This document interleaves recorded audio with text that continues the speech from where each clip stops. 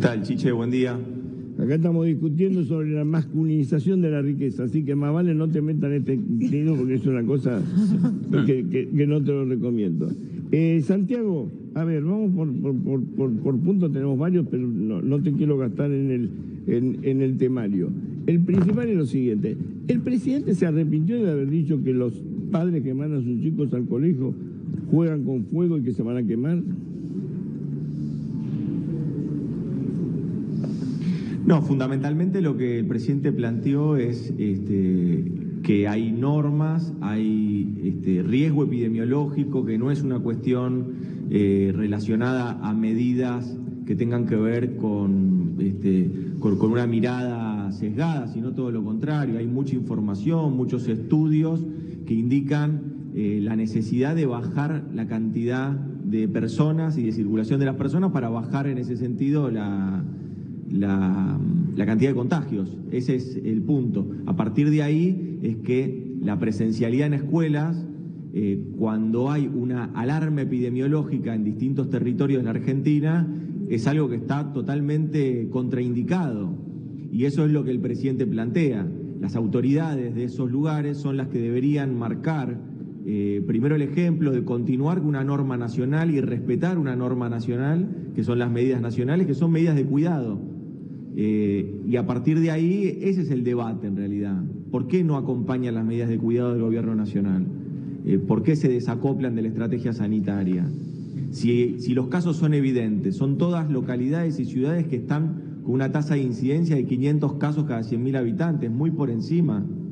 Cuando uno hace alguna referencia, porque a veces se busca la política comparada en el resto del mundo, ve que ha sucedido lo mismo y que hasta incluso la Argentina trata de sostener desde la virtualidad y con las aulas abiertas para que continúe el vínculo pedagógico con aquellos que tienen que ir a retirar algún manual o alguna consulta, que todo eso se siga desarrollando, pero de modo virtual, sin poner en riesgo a todos, mucho menos a los niños. Está bien, simplemente que la frase fue fuerte, pero bueno, son frases que a veces se dicen en un reportaje. Santiago, te vi muy enojado con Mauricio Macri por la declaración el otro día en el programa de Juana Viale. ¿Estás tan enojado realmente? ¿Crees que fue tan desastroso? No, yo nunca me enojé. No, fuiste muy duro. No me enojo. Yo también hubiera sido duro, pero bueno. Pero para nada. No, para nada. Mira, a ver, lo que Mauricio Macri opine de mí no está dentro de mis sensibilidades, con lo cual está muy alejado de eso. No hay una cuestión personal, ni mucho menos. Yo lo que sigo considerando el gobierno de Macri es lo que vengo exponiendo desde el primer día. Un gobierno que realmente le trajo a la Argentina dolores de cabeza que antes no tenía, el endeudamiento que nos dejó, la deuda externa que tomó, todos problemas que después tuvimos que salir a afrontar nosotros, la caída del desempleo, el aumento de la pobreza en nuestro país, sin haber conocido la pandemia, cuando el mundo no conocía la pandemia. Y aparte de eso, lo que él hace es sigue comentando la realidad. Bueno, él era comentarista de la realidad hasta las 7 de la tarde, después iba a ver series, pero hasta las 7 de la tarde él comentaba la realidad, pero nunca en ningún momento tomaba la decisión política de avanzar con solucionar los problemas que su mismo gobierno generaba. Me parece que en ese sentido hoy continúa con una situación de esas características, que no es para nada constructiva, no es una oposición constructiva la que él quiere reflejar. Él permanentemente quiere indignar más a los que ya están indignados, asustar más a los que están asustados, y esa no es una posición constructiva. Ahora, preguntémosle sencillamente, hay que preguntarle cuál fue, en el peor momento de la pandemia, en el peor momento de nuestra historia reciente, cuál fue el aporte que hizo Mauricio Macri a la Argentina. Preguntémoselo. Yo le voy a decir cuál fue el aporte: irse de vacaciones, pasear por Suiza, pasear por Francia, irse a vacunar a Miami. Ese fue el aporte que hizo. Santiago, ¿no está todo el mundo demasiado en campaña en estos momentos? Digo, el gobierno, la oposición, ¿no están como adelantados demasiado? ¿No te da la sensación esta Porque todo es campaña en este momento, todo lo que las críticas, tanto del expresidente como de los funcionarios que le responden, digo, como que está adelantada la campaña. Me parece, en un momento donde, como vos decís, la pandemia está en su pico más dramático, aunque estén llegando vacunas, digo, ¿no hay un adelanto de la campaña? Creo que la oposición quiere hacer campaña con la pandemia y nosotros ya le hemos dicho que no. Nosotros con la pandemia no vamos a hacer campaña, con la pandemia no queremos hacer que utilicen cualquier cosa para las elecciones y para hacer política si quieren, pero con la pandemia no, porque ahí está la salud de la gente y cuando eso se mezcla empiezan a pasar cosas como las que vienen pasando, que quedan en discusiones y en enriedos, dirigentes que tienen que estar tomando decisiones en una línea de política de cuidado y terminan por cuestiones políticas y electorales tomando decisiones que son contrarias a esas medidas de cuidado. Así que efectivamente nosotros le decimos a la oposición que haga política con lo que quiera, pero con la pandemia no.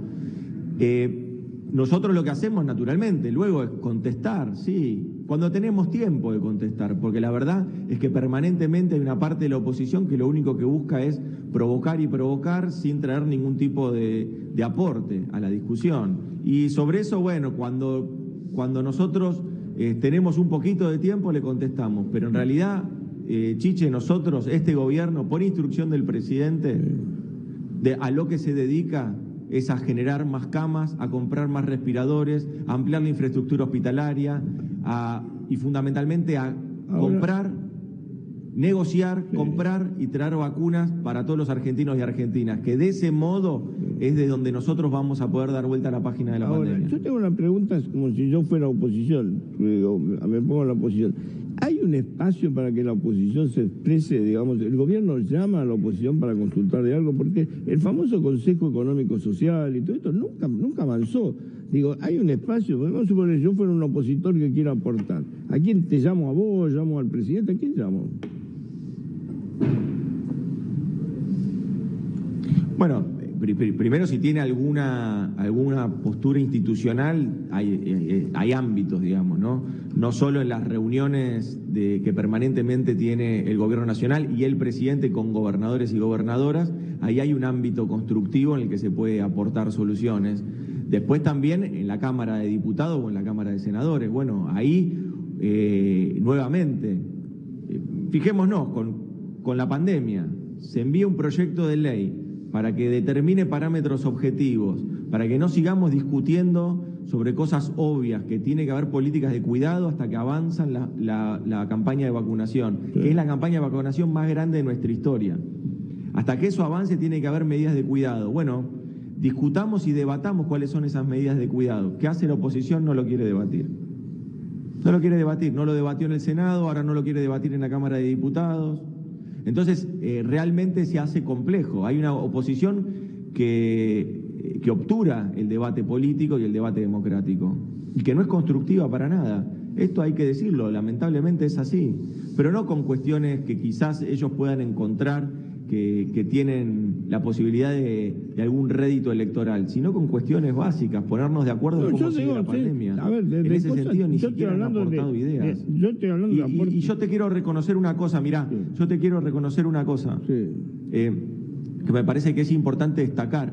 Cuidado, el año pasado el presidente de la Nación, en 3 oportunidades, se reunió con los jefes de bloque de la oposición, en 3 oportunidades. Se reunió con ellos de forma presencial cuando así estaba permitido y de forma virtual cuando ya la pandemia no lo permitió.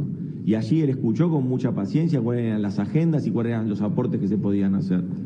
Eso por un lado, y después por otro lado, permanentemente hay ministros y funcionarios que asisten a reuniones y que asisten a las comisiones de trabajo en el Congreso de la Nación. Hay ámbito. Lo que pasa es que después a la oposición los gana más un zócalo de televisión que llevar adelante una agenda constructiva para sacar el país adelante.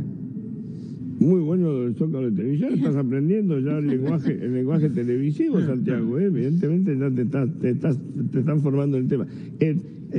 Una cosa que tiene que ver un poco con lo que vos decís, los Zócalos televisivos. A ver, la oposición está inventando la historia del doble, triple comando, o realmente existe algo de eso. Porque digo, hay una sensación, yo no sé si destacado por la oposición o lo que fuera, pero como que, qué sé yo, Copa América, por ejemplo. Copa América aparentemente hasta la semana pasada se iba a hacer, después no se hace. Y que dicen que Cristina levantó el teléfono y dijo, no Copa América. Digo, realmente hay diálogo, hay órdenes, como en la historia. Te pido con la mayor sinceridad que me contestes esto.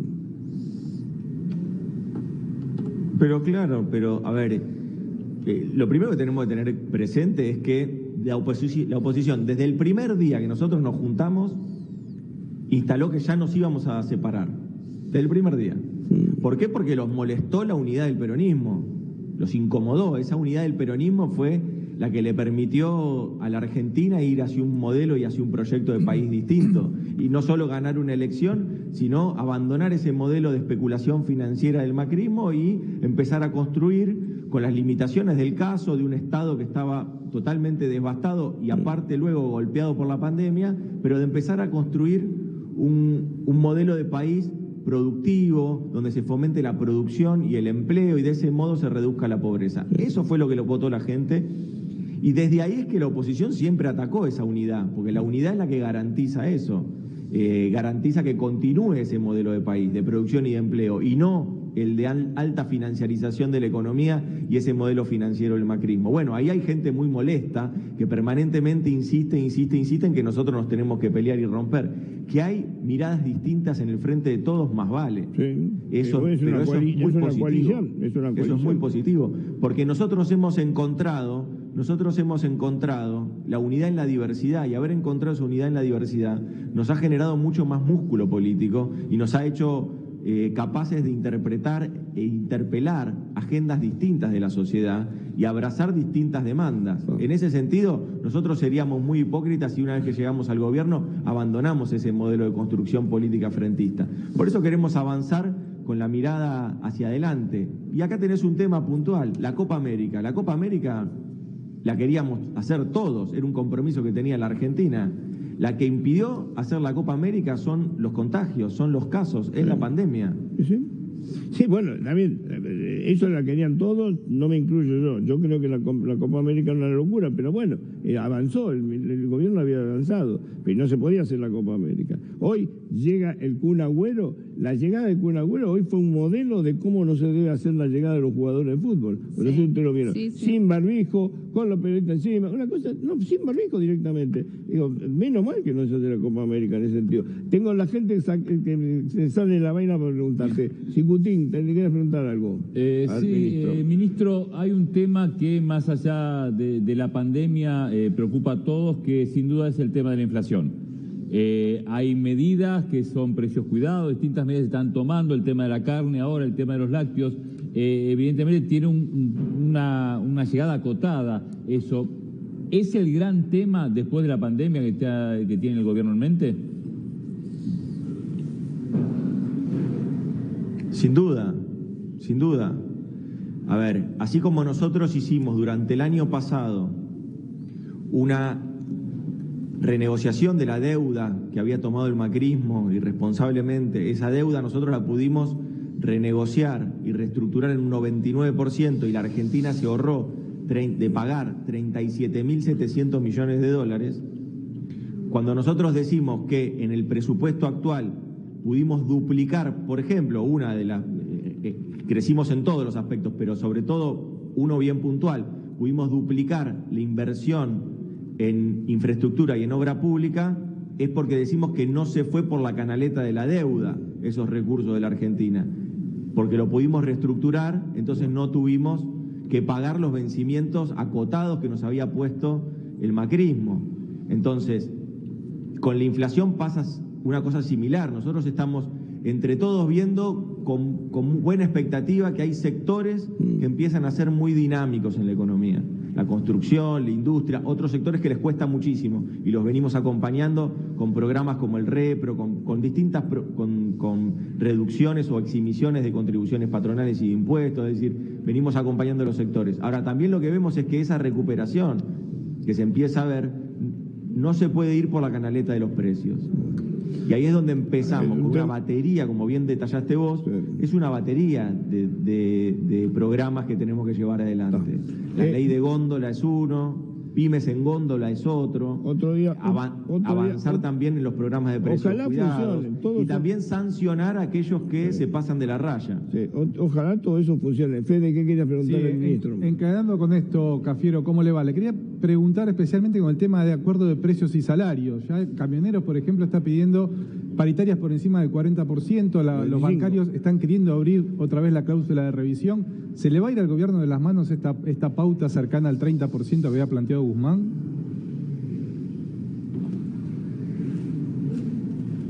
Nosotros queremos que los salarios le ganen a la inflación, ese fue el primer precepto que teníamos, con lo cual nosotros vamos a continuar en las mesas de acuerdo y entendiendo hasta aquí que realmente hubo una actitud siempre muy responsable de los representantes de los trabajadores y trabajadoras. Hasta aquí siempre hubo una coordinación realmente muy precisa y muy calibrada con ellos a la hora de ir viendo esa evolución. Por eso nos parece sano que se dé la discusión. Siempre nosotros estamos a favor de las paritarias. Venimos justamente de cerrar un aumento de las paritarias estatales, pero también venimos de cerrar un aumento en el salario mínimo vital y móvil, con los empresarios en la mesa, con los representantes de los trabajadores y con el Estado. Nosotros confiamos en que esos acuerdos vayan en esta línea. Este año los salarios y las jubilaciones le tienen que ganar a la inflación. Por lo menos yo te tomo ahí, pongo el punto, listo. Está grabado, le tienen que ganar a la inflación. Vamos a ver si se logra. Eso lo queremos todos. Ministro, te agradezco muchísimo la gentileza de habernos atendido. Te mando un abrazo.